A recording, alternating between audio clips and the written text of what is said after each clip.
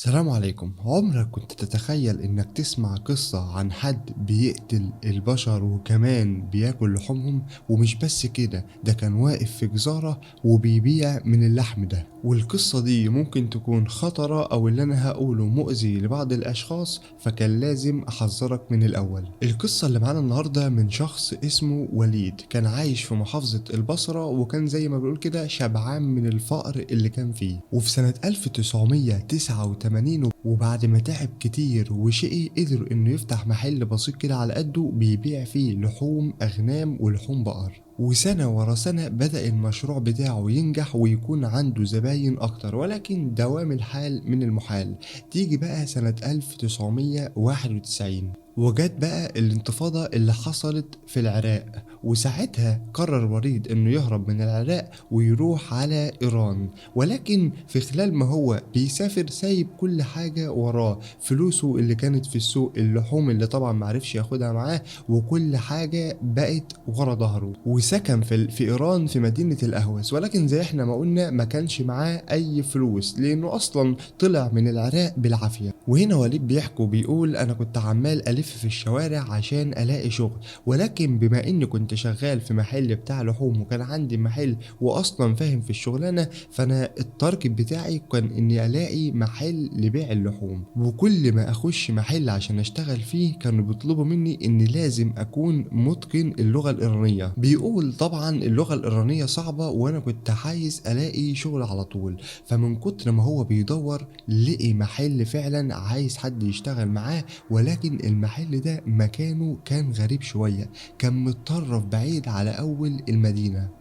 وبيقول لما دخلت المحل استغربت ان صاحب المحل ده وانا بتكلم معاه لقيته فاهمني كويس وكمان بيتكلم اللغة العربية. فقال له انا محتاج شغل. قال له حاليا انا ما اقدرش اكلمك على اي حاجة في الشغل في المحل هنا، خد رقمي وبالليل رن عليا. المهم رجع البيت بتاعه وليد واستنى لحد ما الليل يجي وراح رانن على الراجل ده. واول ما رن عليه قال له بص انا دلوقتي في المحل، تعالى لي المحل دلوقتي ونقفل سوا وبعد كده نطلع على الشقة بتاعتي. هنا بقى وليد استغرب، منين انت قلت لي لما جيت لك تعالى لي بالليل على الشقة، ومنين دلوقتي بتقول لي تعالى اقفل معايا وبعد كده نروح؟ هنا طبعا وليد كان مستغرب وكان قلقان، ولكن هو محتاج يجيب فلوس عشان يقدر يعيش في البلد دي. فانا هنا قلت له تمام انا جاي لك. وفعلا رحت وقفلت معاه المحل وركبنا العربية ورحنا للبيت بتاعه. بيقول وليد البيت بتاعه كان بسيط جدا وكان حوالين البيت كله اشجار، والبيت كان بسيط جدا وقدم لي شاي وشربته.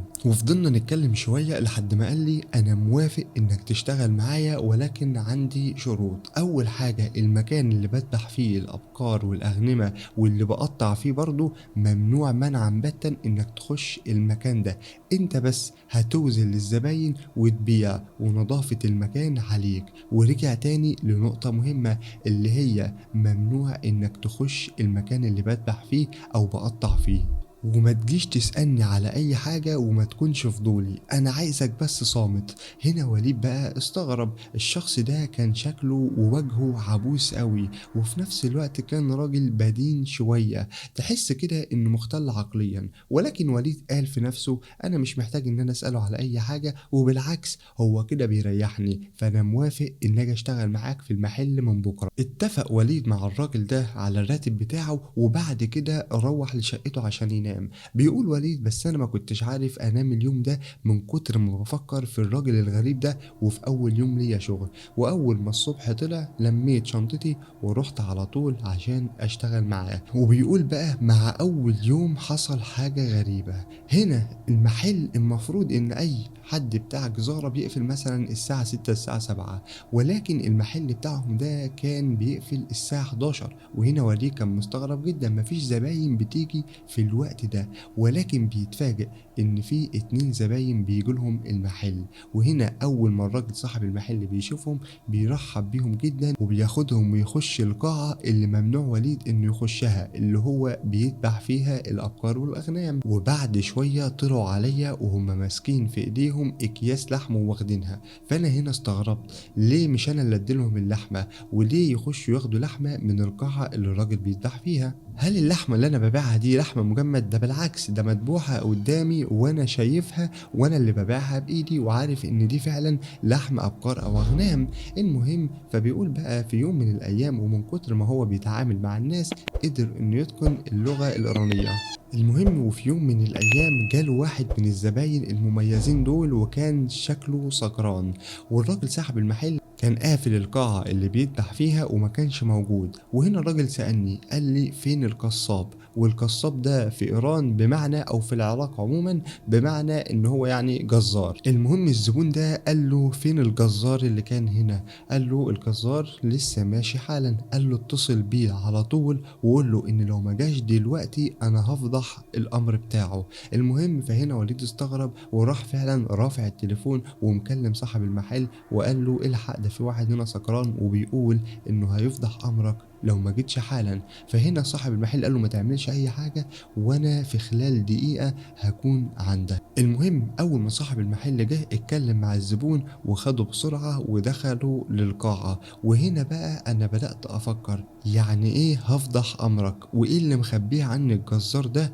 وازاي الراجل ده كان بيتكلم معاه بالطريقه دي. المهم هنا انه بيقول بعد مرور دقيقتين بالظبط بدات اسمع صوت صراخ جاي من القاعه من جوه. صوت كان قوي ولكن فجاه الصوت ده اختفى. فانا هنا قربت من الباب وحطيت ودني عليه عشان اسمع ايه اللي جاي من جوه. المهم ان فجاه الباب اتفتح في وش وليد، وهنا القصاب اللي كان جوه قال له خلاص انت كده خلصت شغلك اتكل على الله روح بيتك وتعالى لي بكره. المهم وليد هنا بسرعه خرج من المحل وبيقول كنت خايف جدا ولكن استخبيت ورا عربيه كانت واقفه قدام المحل عشان اشوف ايه اللي بيحصل. بيقول فضلت واقف عشان استنى ان الزبون ده يخرج او اي حركه تحصل جوه المحل ولكن ما كانش فيه اي حركه ولا الزبون خرج. المهم بيقول بعد مرور ساعتين كاملين خرج القصاب وكان هنا لوحده وكان شايل حاجه كبيره في ايده ولكن الجو كان ضلمه فانا ما كنتش قادر احدد بالظبط هو شايل ايه. فبيقول هنا بعد ما خرج القصاب من المحل خد الشنطه اللي كان في ايديه ورماها لحاويه زباله كانت موجوده قدام المحل. بيقول بعد بقى ما القصاب دخل تاني انا هنا الفضول كلني كنت عايز اعرف واتاكد اللي انا شاكك فيه صح ولا لا واشوف ايه اللي رماه جوه الحاويه دي. المهم فانا قربت هنا من الحاويه واول ما قربت شميت ريحه وحشه جدا وفجاه الجزار طلع عليا من المحل وهو متعصب وبيقول لي انت ايه اللي رجعك تاني انا مش قلت لك امشي. هنا انا ارتبكت جدا وخفت ولكن قلت له انا نسيت حاجه جوه هاخدها بس وهمشي على طول. وعلى طول دخل فعلا المحل وبيقول انا شميت نفس الريحه ريحه وحشه جدا وبالذات خارجه من المعمل اللي بيذبح فيه. فبيقول خدت حاجتي وعلى طول رحت البيت. وهنا بقى في اليوم ده انا معرفتش انام ولا جالي نوم وكنت عمال افكر هو ايه اللي حصل وليه الزبون ده ما خرجش من جوه. المهم بيقول عادي وبعد مرور الايام وهو شغال مع الراجل ده بالتحديد خدت بالي من حاجه الراجل اللي جالنا لما كان سكران ما جاليش مره تاني ولا شفته حتى بيعدي من قدام المحل. المهم في يوم بقى من الايام الجزار ده عزم وليد عنده في البيت. المهم هو قبل العزومه وراح. المهم بيقول وهو كان بيحضر الاكل انا كنت قاعد في البيت مش لاقي حاجه اعملها فقمت اتمشى شويه في البيت. وبيقول البيت كان غريب جدا لدرجه انه لما دخل غرفه من الغرف لقي ان نجمة داود مرسومة عنده على الحيطة وجوه النجمة ديت راجل واقف عريان. وشفت كمان لوحات كتيرة مرسوم فيها الشيطان وكمان كان فيه ركن من اركان البيت ده مليان ازايز خمرة. المهم بيقول ان الجزار بقى حضر الاكل وانا باكل بدوق طعم اللحم اللي كان معمول شرايح. انا اول مرة في حياتي اكل لحم بالطعم ده انا ما كنتش قادر اكمل القطعة نفسها كان طعمه مميز فعلا ولكن في نفس الوقت كان طعمه غريب. ولقيت ان الجزار ده بيبص له وبيضحك وبيقول لي عجبك طعم اللحمه. فهو رد عليه قال له اه لحم حلو ولكن اللحم ده بتاع ايه بالظبط. فهنا الجزار بص له بنظر حد كده وقال له لحم ماعز يعني هيكون لحم إيه؟ المهم هنا فانا رديت عليه وقلت له مستحيل ده يكون لحم ماعز ما انا جزار وكنت واكل اللحم ده على طول. قال له اه ولكن اللحم اللي بتاع الماعز اللي في العراق غير اللحم بتاع الماعز اللي في ايران. المهم هو عارف هنا ان الجزار ده بيضحك عليه عليه، ولكن كان هيتجنن ويعرف الراجل ده وكان لحمة ايه. فهنا هو قال للجزار خلاص انا شبعت وما كملش الطبق بتاعه، وقال له انا نعست فهروح انام عشان بكره اوصل المحل بدري. واول بقى ما وصل الشقة عنده بيقول انا كنت حاسس بغثيان في راسي والدوار عمال يجيلي. وفي يوم من الايام هو كان شغال معاه، هو متعود ان الجزار ده بيفتح المحل قبله وبيخش يذبح كمان، وبعد كده بيجي هو وليد يبيع. في اليوم ده بالذات وليد وصل قبله وفتح المحل ووقف عشان يستنى ان الشخص ده يجي ويذبح، وبعد كده يدي الوليد اللحمة عشان يبيعها. فبيقول وليد لما دخل ذبح وخلص ذبيحة لقيته طالع من المحل بكمية عظم كبيرة جدا. انا كنت مستغرب ازاي العظم ده يطلع من الذبيحتين دول بس، وبرضه رماهم في الحاوية اللي كانت واقفة قدام المحل. فهنا بقى بيقول وليد انا استنيت لما يروح المشوار بتاعه، وفعلا خرج الجزار وراح المشوار. وهنا بقى بيقول انا الفضول كان قاتلني فكنت لازم اروح افتش في العظم ده. بيقول اول ما وصلت للحاوية استغربت جدا من كمية العظم المرمية، وبيقول كمان ان دي اصلا مش شغلته كجزار، هو الجزار ما بيعملش كده، وبالذات انه اصلا مكسر العظم ده لحتت صغيرة كمان. ولكن بيقول لفت انتباهي ان العظم كان تخين عن المعتاد، اتخن من العظم بتاع الابقار. وهنا بقى وليد اتأكد ان في حاجة مش تمام وكان خايف جدا ومرتبك. فبيقول انا ما كنتش عايز اكمل شغل ولكن كنت محتاج الفلوس، ولكن كنت بعد كده باجي الشغل متأخر وبدون اصلا ان انا كنت عايز اقرب من المحل ده عشان الروايح بس اللي بتخرج من جوه. وبيقول بقى في يوم من الايام وهو ماسك الساطور وبيقطع في اللحمة اللي معلقها، بيقول هنا هو بالغلط شطر ايديه ونزل منها دم كتير على الارض، فراح بسرعة داخل للقاعة اللي الجزار كان قايل له ما تخشش فيها، وقال له انا هطلع على المستشفى عشان ايديا اتجرحت. فهنا الجزار خرج عليه بسرعة وقال له خلاص ماشي روح يلا وانا هقف مكانك. بيقول هنا وليد هو خد تاكسي وعلى طول كان رايح المستشفى، ولكن اتفاجئ ان المحفظة اللي فيها فلوسه نسيها في المحل. فبيقول رجعت بسرعة عشان اخد المحفظة. وبيقول بقى انا اتصدمت صدمة عمري لاني كنت داخل المحل وببص لقيت الجزار ده موطي على الارض وبيلحس الدم بتاعي. المهم اول ما الجزار شافه قام بسرعة وقال له انه كان بينظف الارض، ولكن هو كان شايف فعلا انه كان بيلحس الدم بتاعه. خد على طول وليد المحفظة بتاعته وطلع على المستشفى، ولكن فضل يقول انا لازم اعرف الجزار ده بيعمل ايه في القاعة جوه عشان اتأكد من اللي انا كنت شاكك فيه. فهو هنا بعد ما ضمت ايديه رجع تاني عشان يكمل شغله، وبيقول كانت الدنيا كلها مترتبة، ولكن انا كنت متعصب جدا وعايز اعرف ايه اللي بيحصل جوه القاعة، ومستني اول فرصة لما يخرج الجزار ده وهكسر القفل بتاع القاعة واخش اشوف كل حاجة موجودة. فبيقول بالليل بقى خرج عظمه ورماه في الحاوية وقال لي انا هروح مشوار وهاجي على طول. وهنا وليد شاف ان فرصته دي مش هتتعوض، واول ما يخرج الجزار لازم يكسر القفل ويخش يشوف كل حاجة جوه القاعة. ولكن الاول قال انا هلبس جرافطات واخش اشوف ايه اللي اترمى في الحاوية بره. وفعلا لبس، واول ما لبس نزل بيدور في الحاوية وبيدور وسط العظم، واتصدم صدمة عمره لما شاف اصبع بشري، وعلى طول اتأكد ان في حاجة مريبة وراح جايب حديدة وقال انا هكسر القفل دلوقتي.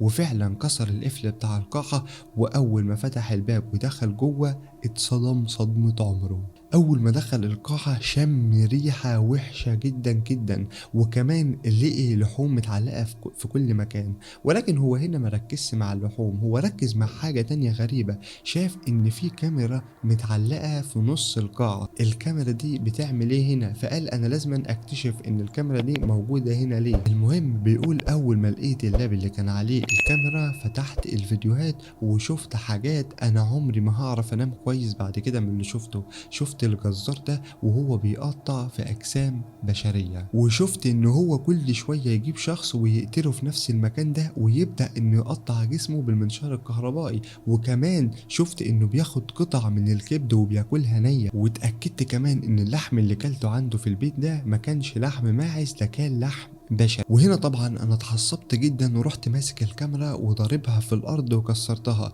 وليد بيقول بقى انا شفت رجل بشرية متعلقة في المكان، ولكن كان مخبيها في الاجسام اللي كانت متعلقة. لما شفت الاجسام اللي متعلقة اتأكدت ان هي فعلا اجسام بتاعت ابقار واغنام، ولكن وراهم بقى كان في جسم بشري متعلق. وبيقول كمان انا فتحت بقى التلاجة اللي بتجمد اللحم، واول ما فتحتها انا شفت حاجة مش هتصدقوها، شفت 4 رؤوس بشرية موجودة في التلاجة دي ومتجمدين. لسه هقفل التلاجة ومرة واحدة لقيت حد فتح عليا الباب بقوة. وهنا بقى هو بسرعة راح ناطط جوه التلاجة وقفل عليه. هي دي كانت الطريقة الوحيدة اللي ممكن يستخبى بيها. وبيقول فتحت كده التلاجة شوية وببص على مين اللي دخل، وهنا لقيت ان الجزار فعلا هو اللي دخل القاعة وعمال ينادي عليا باسمي. وهنا بقى فضل يدور عليه وهو بيزعق وبينادي باسمه، وكمان كان بيقول كلام مش مفهوم. ولكن وليد هنا كان مستخبي في التلاجة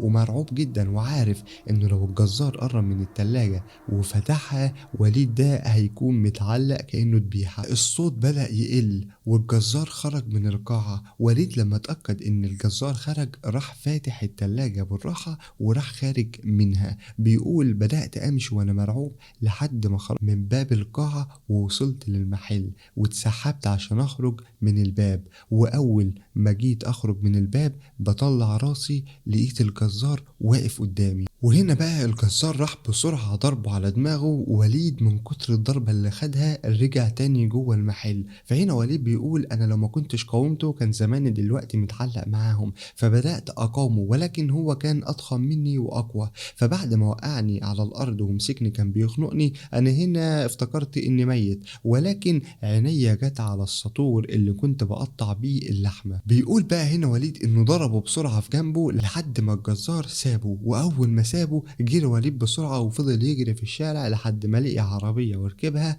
وراح بسرعة للشقة اللي كان قاعد فيها، ولم كل هدومه وراح مسافر على طول لقرية تاني جنبيهم اسمها قرية مشهد. وكانت دي أسوأ أيام حياتي اللي قضيتها. القصة دي فعلا حقيقية، واللي روى القصة دي اتأكد من وليد 1,000,000% إن القصة حقيقية. أتمنى القصة تكون عجبتك، أشوفك على خير في قصة جديدة وسلام.